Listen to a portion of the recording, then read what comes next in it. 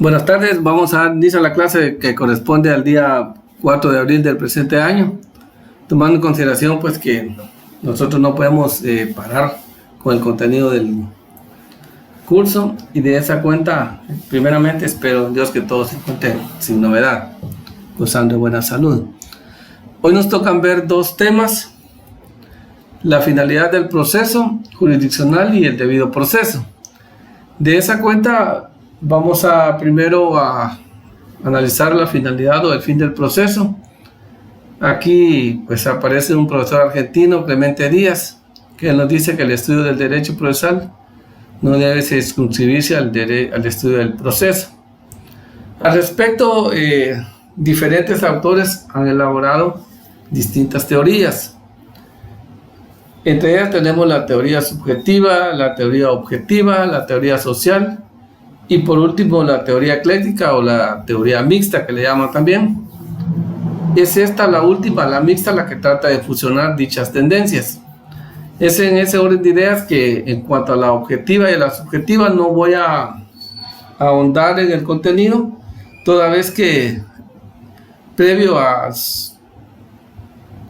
la presentación yo hice un análisis de estas dos teorías y considero que no aplican en la vida real, toda vez que una se refiere directamente a la subjetividad y el otro a la objetividad dentro del derecho que le asiste a cada una de las personas, pero no así en cuanto directamente al derecho procesal. En otro orden de ideas solo voy a tocar el tema de la teoría social y la teoría mixta. En consecuencia tenemos la teoría sociales o transpersonales, en la cual pues esta sí ya es más específica en decir que en esta teoría los defensores de ella dicen que el fin del derecho procesal debe enfocarse en el interés que tiene la comunidad en el proceso y en el resultado. Es decir, que la finalidad que persigue la comunidad, o sea, la sociedad, a través del derecho es que la decisión del litigio sea justa. En esa orden de ideas, pues ya encontramos más amplio la definición del derecho o el fin del derecho procesal. Wassel afirma que el Estado instituye órganos dedicados específicamente a la actuación de pretensiones. En este caso ya todos sabemos que cuando hablamos de órganos dedicados se refiere a los órganos jurisdiccionales, a los jueces, de conformidad con el derecho objetivo para lograr el mantenimiento de una paz justa, indicando que estos elementos pueden ser. En primer lugar, él dice que el fin del proceso es el mantenimiento de la paz social. Totalmente de acuerdo, atendiendo a la finalidad. Si el proceso no existiera, dice él, el Estado no garantizara a la sociedad las pretensiones que ellos formulan frente a otros o a otras personas. Estas van a ser recogidas, estas pretensiones, examinadas y actuadas en su caso. Al Estado no le basta por la paz o con la paz por la paz, dice. Lo que busca el Estado es una paz basada en la justicia. Estoy de acuerdo también, toda vez que lo que se pretende es una paz justa. ¿Por qué se refiere a esto? Porque cuando una persona plantea o acude ante un órgano jurisdiccional a través de la acción o ejercitando la acción contra otra persona, él tiene determinada pretensión, que se restaure el derecho violentado, pero puede ser que esa pretensión no sea real, no esté fundamentada, y de esa cuenta entonces dice que el órgano jurisdiccional solo va a resolver aquellas pretensiones que se encuentren fundadas, porque puede ser que alguien comparezca ante un juzgado, pero la pretensión no tiene sentido, es decir, no tiene materia legal. Por lo tanto, no pueden ser todas las pretensiones resueltas, sino solo van a ser resueltas aquellas pretensiones que sí han quedado demostradas legalmente. La paz dice que no se persigue mediante la ordenación del proceso, es decir, que la paz que persigue, es la ordenación del proceso y es una paz justa social de la comunidad. El insistir en este elemento permite dar a la comunidad todo el valor inspirado que en el derecho procesal le corresponde. Aquí estaríamos viendo lo que es la teoría social. toda vez que, como les decía, no íbamos a ahondar en cuanto a la teoría subjetiva u objetiva. De esa cuenta pasamos a analizar la teoría mixta, que es en esta donde vamos a analizar, a profundizar, toda vez que esta teoría dice que la teoría mixta no se fundamenta en el hecho de que un solo aspecto subjetivo o objetivo no es suficiente para explicar o justificar la naturaleza de la jurisdicción, indicando que la característica reside precisamente en el conjunto o reunión de todos. Este es el criterio que sostiene Azula Camacho y Ricardo Levene. Él habla de una teoría mixta, dice que tiene que estar incluido la teoría subjetiva y objetiva. Como ya lo hemos explicado en clases, la teoría subjetiva o lo subjetivo es aquel derecho enmarcado en la ley que a usted le asiste y que al momento de ser violentado o que usted se considera que está siendo violentado ese derecho, usted lo materializa a través de una acción ante un órgano jurisdiccional. Ahí estaríamos hablando de una teoría objetiva o la objetividad. ¿Qué pretende usted al momento de materializar ese derecho que se le ha sido violentado? David Echandía, él dice que no puede discutirse que el fin del proceso es la satisfacción del interés público del Estado, toda vez que este interés público consiste en la realización del derecho mediante la actuación de la ley por la sentencia para la seguridad y la paz social, y secundariamente lograr intereses contrapuestos, la composición justa del litigio y, cuando no, la declaración del interés tutelado por la norma o por el derecho subjetivo. Es decir, entonces David Echandía nos dice que lo que pretende el fin del proceso es la satisfacción de ese interés del Estado a través de la pretensión que manifieste la persona que considere que se le ha sido violentado, toda vez que él, como persona sujeta de derechos y obligaciones, estos están debidamente tutelados o regulados por una norma, y al momento de ser violentado esos derechos, pues él va a materializar objetivamente ante el juez la pretensión de ese derecho violentado. El maestro Couture dice que el proceso o el fin del proceso dice que es el de dirimir el conflicto de intereses sometidos a los órganos de la jurisdicción. Es decir, siempre ese fin del proceso es tratar de que a través del juez se resuelva ese conflicto que se le ha sometido a su conocimiento. Este puede ser público o puede ser privado. Ya explicábamos los dos ámbitos, privado y público. Por lo tanto, dice que el interés individual comprometido en el litigio y el interés social de asegurar la efectividad del derecho mediante la jurisdicción. Por su parte, la exposición de motivos de nuestro Código Procesal Penal, a referirse a los fines del proceso, que es aquí donde quiero que ustedes me pongan atención, toda vez que aquí hablamos de nuestro Código Procesal Penal, él dice que hay dos fines y los divide en fines inmediatos y fines mediatos. De esa cuenta trata de explicar primero que cuál es el fin inmediato del proceso penal. Pues lógicamente que en un proceso el fin inmediato es la averiguación de ese hecho cometido, determinar las consecuencias y características en que pudo ser cometido, y hay que valorar esos hechos delictivos, es decir, encuadrándolo en una conducta típica, antijurídica y culpable, y el establecimiento a través de la sentencia, determinar la participación de la persona imputada o los imputados, determinar de esa manera también la responsabilidad del delito cometido y consecuencia la pena que se le va a imponer por ese delito, y lógicamente ejecutar esa pena ya impuesta. Estos serían los fines inmediatos que regula el Código Procesal Penal, y lógicamente el fin inmediato es que el proceso busca la actuación de la ley para lograr el fin supremo de justicia y paz social. Entonces hablamos de dos tipos de fines, el fin inmediato y el fin mediato. El fin mediato es el contrapuesto en cuanto a la al fin inmediato, toda vez que para que exista esa actuación de la ley y lograr el fin, que es la justicia y la paz social, tuvo que haberse analizado primeramente o verse desarrollado todo el procedimiento que determina los fines inmediatos, desde la averiguación del hecho hasta la sentencia. Por eso dice que nos vamos a inclinar por la teoría mixta, y es lo que yo les manifestaba. ¿Por qué yo ahondo en esta? Porque es aquí donde se encuadra el fin del proceso, donde sí es entendible y nos puede dar los elementos para poderlo analizar. Y de esa cuenta dice que la jurisdicción es poder del Estado, eso ya lo sabemos todos. Pero también es un deber, dice. De ahí que se diga que la jurisdicción es la función poder-deber del Estado de administrar justicia. También ya lo sabemos que a través de los órganos jurisdiccionales el Estado administra justicia, en este caso a través de la Corte Suprema de Justicia.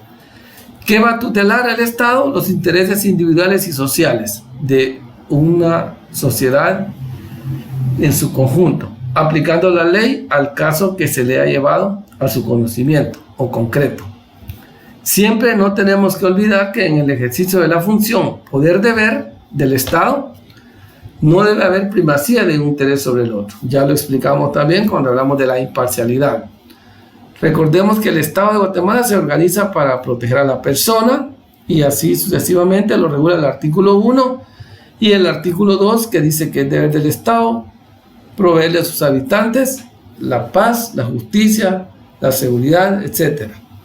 Esto se va concatenado con los derechos humanos, los cuales vienen a tutelar los derechos subjetivos a través de la actuación del derecho objetivo, lo que ya estábamos explicando, consagrado en el artículo 141 de la Constitución Política de la República de Guatemala, toda vez que dice que la soberanía del Estado radica en el pueblo, quien elige a las autoridades para que nos gobiernen.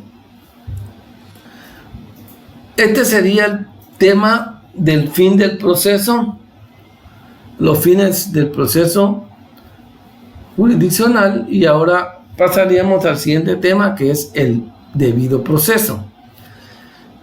Quiero aquí, antes que nada, manifestarles que el debido proceso es una garantía procesal constitucional en la cual específicamente está enmarcada en el ámbito penal o procesal penal. De esa cuenta pareciera que ahorita nos vamos a apartar un poco de las otras materias, dígase civil, mercantil, laboral o familia. El problema es que este capítulo está específicamente desarrollado al debido proceso y aplica más en el ámbito procesal penal, como ya se los dije. Toda vez que aquí vamos a ver las garantías constitucionales y procesales que a nosotros como persona nos asiste o tenemos ese derecho, y que en un momento determinado vamos a hacerlo valer cuando una persona esté siendo sindicada de la comisión de un delito, de un hecho delictivo.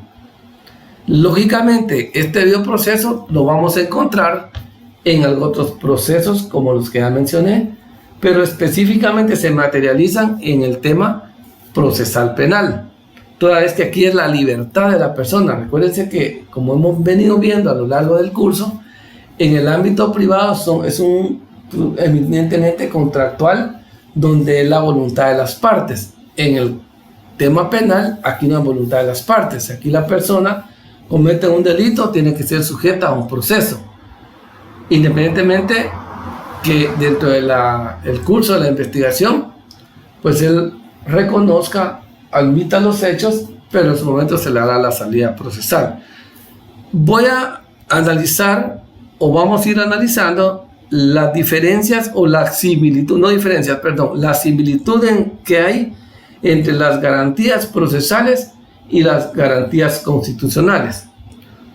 No voy a ahondar en ir leyendo artículo por artículo, porque eso es responsabilidad de ustedes en su momento, pues tener el conocimiento de cada una de las garantías constitucionales y procesales, y que pues más adelante ustedes van a ver a profundidad estas garantías constitucionales procesales ya en el curso de Derecho Procesal Penal 1, ya sea con mi persona o a quien nombre o con quien nombre la universidad para que imparta ese curso. De esa cuenta, cuando hablamos de debido proceso, dice Alvarado Belloso que no es más ni menos que el respeto de los principios que van incisos en el sistema establecido del propio texto constitucional. Vean ustedes entonces, son aquellos principios que van directamente inscritos en el sistema constitucional. De esa cuenta, como historia o como elementos para poder verificar y citar el principio o la garantía del debido proceso, tenemos la Constitución de 1879, que en su artículo 36 decía que era inviolable o es inviolable en juicio la defensa de la persona y de los derechos, y ninguno puede ser juzgado por tribunales especiales. Eso decía la Constitución de 1879.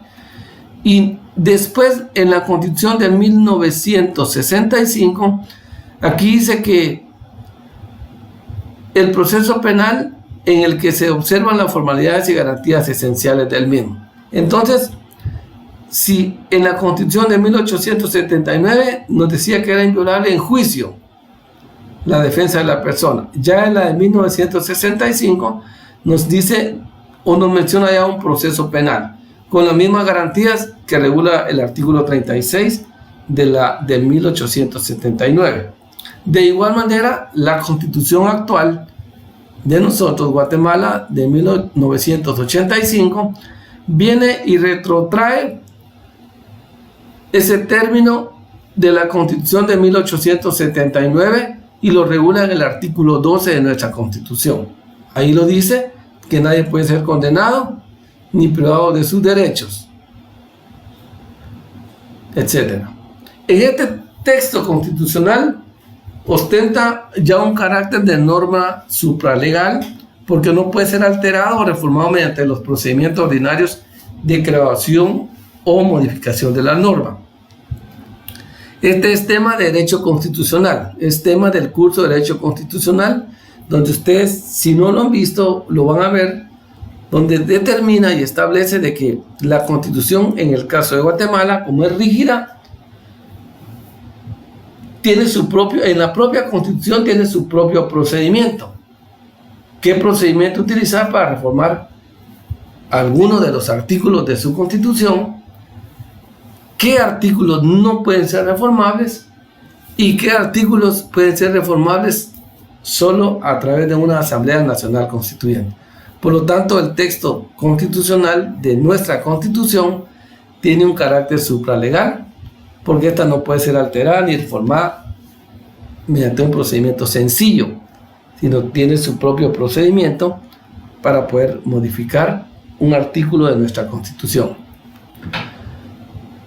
Entonces dice que el constitucional y el procesal, en especial el penal, lo que yo les decía, son las bases torales de lo que nuestra Constitución considera que debe ser un debido proceso. Antes de entrar a ver esas garantías procesales constitucionales, que son las bases en donde descansa el debido proceso, veamos el garantismo procesal que dice Luigi Ferrajoli. Él dice que una constitución puede ser avanzadísima, es de las mejores que pueda existir en un país, por los principios y los derechos que ella contenga, pero sin embargo, dice, no pasará de ser un pedazo de papel si carece de técnicas coercitivas, es decir, de garantías, que permitan el control y la neutralización del poder y del derecho ilegítimo. Recuerden ustedes que nuestra propia Constitución es eminentemente garantista y coercitiva porque, como ya vimos, la pirámide de Kelsen, donde la Constitución está por encima de las leyes ordinarias y ninguna ley ordinaria ni tratado, ni reglamento, ni circular puede contrariar las disposiciones contenidas en la Constitución Política de la República de Guatemala. En el artículo 12 que ya citamos de nuestra Constitución, pues ahí vemos las garantías constitucionales, las vamos a ir desarrollando. Ese artículo 12, ustedes si lo analizan, se van a dar cuenta que tiene mucha relación en cuanto a al debido proceso. Aquí comenzamos diciendo que derecho de defensa, que la defensa de la persona y sus derechos son inviolables, etcétera, etcétera, y que ninguna persona puede ser juzgada por tribunales especiales o secretos ni por procedimientos que no estén preestablecidos legalmente. ¿Qué garantías se observan en el debido proceso? Gosani dice que estas se conforman de la siguiente manera: el derecho de prestación que tiene configuración legal. Lógicamente, esto exige de la Administración de Justicia la tutela judicial que pueda hacerse efectiva en cualquier tipo de proceso, eso ya lo sabemos, y el derecho al juez predeterminado con anterioridad a la causa, juez natural. El juez natural no es más que aquel juez que ha sido nombrado anteriormente para aplicar justicia, es decir, que no puede venir y una persona ser juzgada por un juez que al momento de cometer el delito no estaba preestablecido. También dentro de las características me llamó mucho la atención que debe tener un juez es que debe ser imparcial. Esta palabra me parece bien como característica, toda vez que la imparcialidad yo les he venido manifestando, donde el juez no puede inclinarse ni en favor de uno ni en favor del otro. Tiene que actuar de manera objetiva. También dice que otra característica es que en su oportunidad el juez tiene que valorar a conciencia y razonar la prueba que se ofreció en el litigio para producir una sentencia fundada en derecho, constatando las circunstancias que efectivamente han sido comprobadas. También dice que hay una prevalencia del carácter bilateral del proceso, atendiendo el principio de igualdad, porque el demandado debe contar con la misma posibilidad defensiva que quien los está demandando. Y lógicamente la citación en este caso también es importante, toda vez que a una persona no se le puede seguir un proceso si él no ha sido debidamente notificado para que haga valer el derecho de defensa. Desde ese momento estaríamos violentando ya un debido proceso.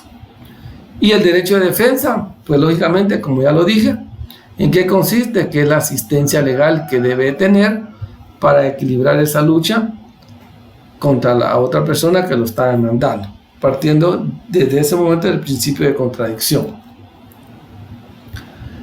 Entonces, encontramos allí,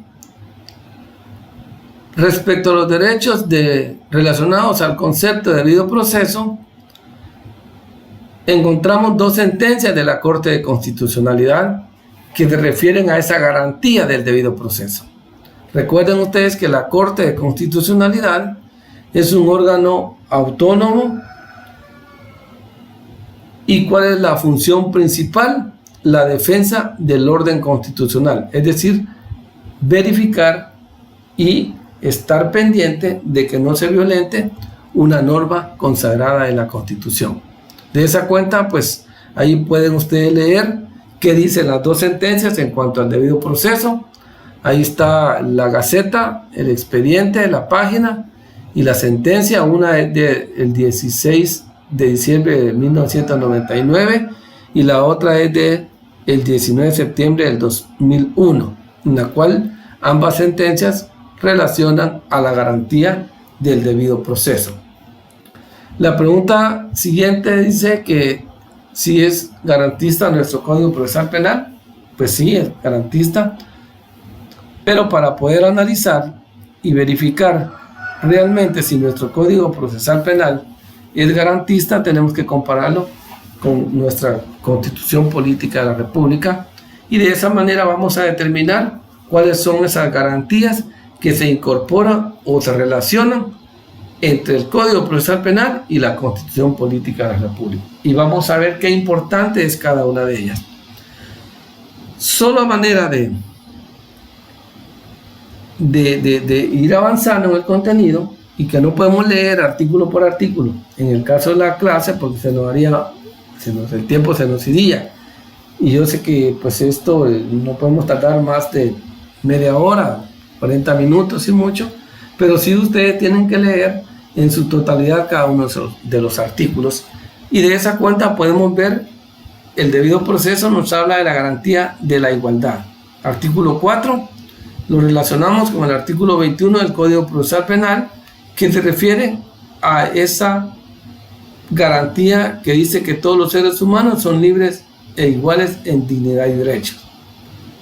Y así lo regula el artículo 21, como ya lo dije, del Código Procesal Penal. También tenemos el principio de inocencia o de no culpabilidad, el cual está regulado en el artículo 14 de la Constitución, y nos dice que toda persona es inocente mientras no se le haya declarado responsable judicialmente en sentencia debidamente ejecutoriada. Principio procesal constitucional que se relaciona de igual manera con el artículo 14 como principio procesal. Se relaciona a lo mismo. Y de igual manera tenemos otra garantía constitucional, que es el derecho de defensa. Artículo 12 de la Constitución, ahí nos dice en qué consiste el derecho de defensa, o la defensa de la persona, que esos derechos son inviolables. Y lo relacionamos también con el artículo 8 de la Constitución, que lógicamente nos dice que todo detenido debe ser inmediatamente informado de los derechos que le asisten, que puede proveerse de un abogado defensor. Este abogado tiene que o puede estar presente en todas las diligencias judiciales o policiales, y que él no puede ser obligado a declarar sino ante la autoridad judicial competente. También tenemos el artículo 20 del Procesal Penal, donde nos relaciona en cuanto a la defensa de la persona y de sus derechos que son inviolables en el proceso penal. La prohibición de no persecución múltiple, artículo 17, lo que quiere decir es que si una persona ya fue juzgada en un proceso penal preestablecido ante un juez, y ya sea la resolución de la sentencia que haya sido condenatoria o absolutoria, él no puede nuevamente ser perseguido por ese mismo hecho que ya fue juzgado. También nos dice el artículo 16 de la Constitución el derecho a no declarar contra sí mismo. O sea, ninguna persona está obligada a declarar contra sí mismo, ni contra sus parientes, dentro de los grados de la ley. También lo regula el artículo 15 del Código Procesal Penal, que no puede ser obligado a declarar contra sí mismo. Un artículo más, una garantía más importante es la detención legal, que nadie puede ser detenido solamente por una orden librada con apego a la ley o en caso de flagrante delito. Así lo dice el artículo 259 también del Código Procesal Penal. Y otra garantía procesal constitucional es que no hay delito sin ley. Ya lo vimos, que no hay delito ni pena sin ley anterior en los siguientes términos. No son punibles las acciones o omisiones que no estén calificadas como delito o falta según una ley anterior a su perpetración. Eso ya lo hemos explicado. Así lo regula también el artículo 2 del Código Procesal Penal. Tenemos nuevamente otra garantía constitucional del debido proceso, que es el juicio previo. Y de igual manera lo encontramos regulado en el artículo 4 del Código Procesal Penal, donde dice que ninguna persona puede ser juzgada por tribunales especiales o secretos. En Guatemala no hay tribunales especiales ni secretos, ni procedimientos que no estén preestablecidos legalmente. Si existiera un tribunal especial o secreto, se estaría violentando esa garantía constitucional y procesal del debido proceso, específicamente el juicio previo.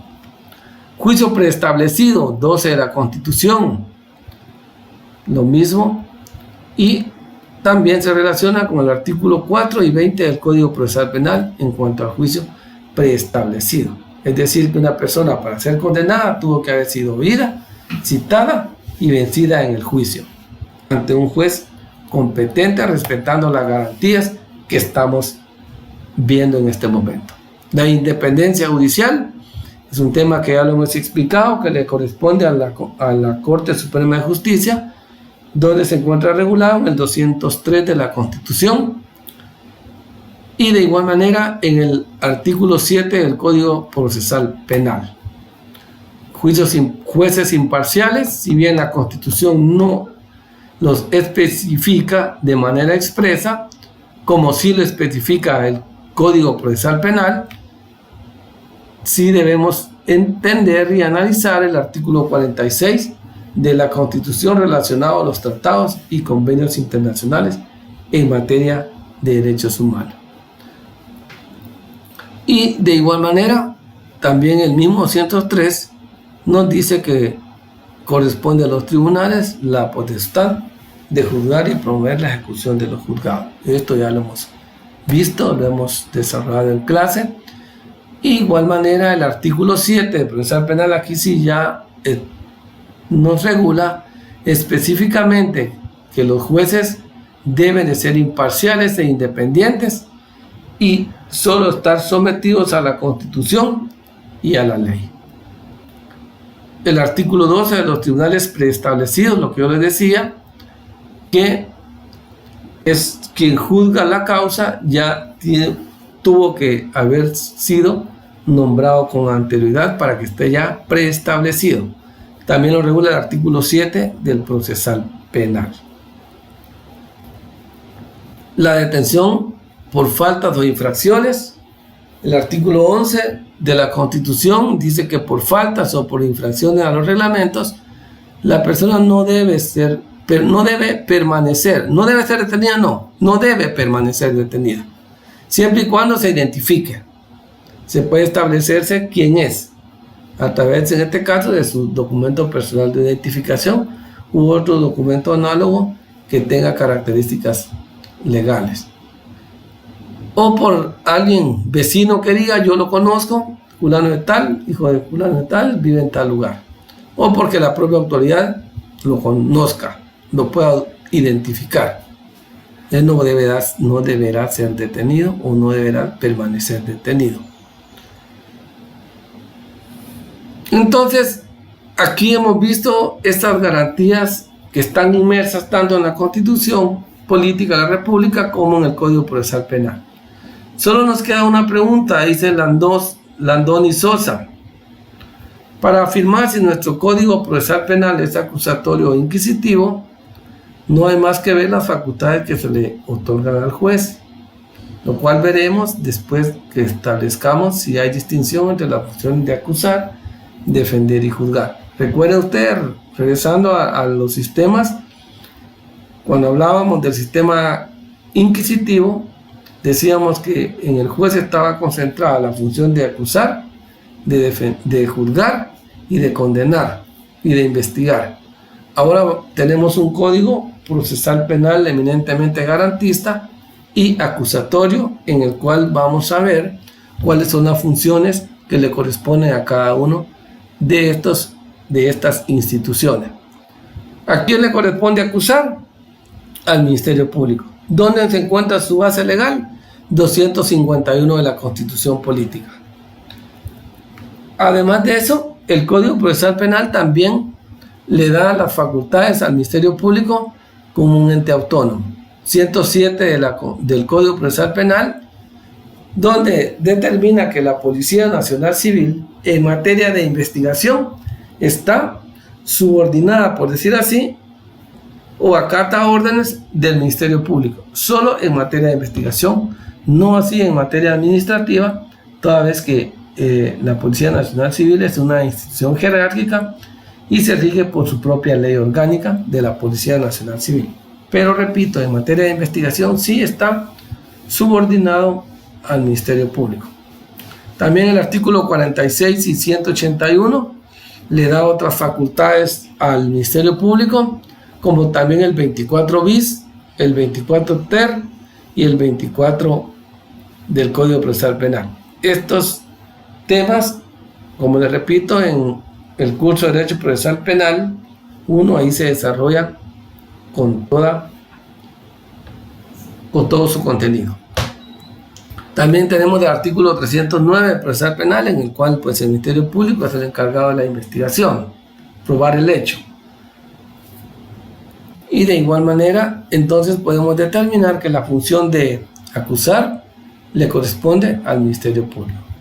Ahora, ¿a quién le corresponde? La defensa del acusado. Ya todos sabemos que tiene que ser un abogado, toda vez que nuestra propia Constitución así lo establece, que la persona que ha sido detenida pues tiene derecho inmediatamente a ser informado del motivo por el cual está siendo detenido, quién ordenó su captura, dónde va a permanecer él mientras se resuelve su problema, todos los derechos que le asisten. Debe ser informado que puede proveerse de un abogado de su confianza. Si no tiene, pues el Estado le va a dar uno, y que este abogado debe estar presente o puede estar presente en todas las diligencias, ya sea ante la policía o ante el juez. ¿Dónde encontramos su fundamento? En el artículo 92 del Código Procesal Penal y en el artículo 93, donde dice que solamente los abogados colegiados activos podrán ser defensores. Cuando dice activos, son aquellos que están al día con sus colegiaturas, es decir, no solo debe estar inscrito usted en el colegio de abogados, sino que tiene que estar al día con sus pagos de colegiatura. Entonces concluimos que la función de defensa le corresponde a los abogados colegiados activos. Y de último, pues, lógicamente, ¿a quién le corresponde la función de juzgar y ejecutar lo juzgado? Pues al organismo judicial a través de la Corte Suprema de Justicia, fundamento 203 de la Constitución, artículo 46 del Código Procesal Penal, artículo 47 del mismo cuerpo legal, donde da las facultades a los jueces de impartir justicia. Y de esa cuenta también en el artículo 48. Traté de ser resumida la clase, tomando en cuenta, como les dije, que estos artículos ustedes los tienen en su Constitución, lo tienen en el Código Procesal Penal, solo es que ustedes se tomen el tiempo, que los lean y vean entonces la relación que existe entre las garantías constitucionales y las garantías procesales. Cuando yo les manifestaba que estos son derechos que no pueden ser violentados, aún así la persona haya cometido o se les indique la comisión de un delito. Estas son las formas como se debe desarrollar un proceso penal sin violentar estas garantías constitucionales y procesales. Si se diera una violación a esas garantías que ya mencioné o que hemos analizado, entonces el proceso penal estaría eminentemente viciado y pudiera ser objeto de una impugnación dentro del mismo procedimiento. Es un tema que lo vamos a desarrollar o se desarrolla, como repito, ya en el curso de Derecho Procesal Penal. No obstante, como teoría general del proceso, en el cual estamos analizando y viendo todos los procesos, pues nos tocó el tema del día de hoy, la finalidad del proceso y el debido proceso. Espero que se encuentren bien, que descansen. La clase próxima va a ser el día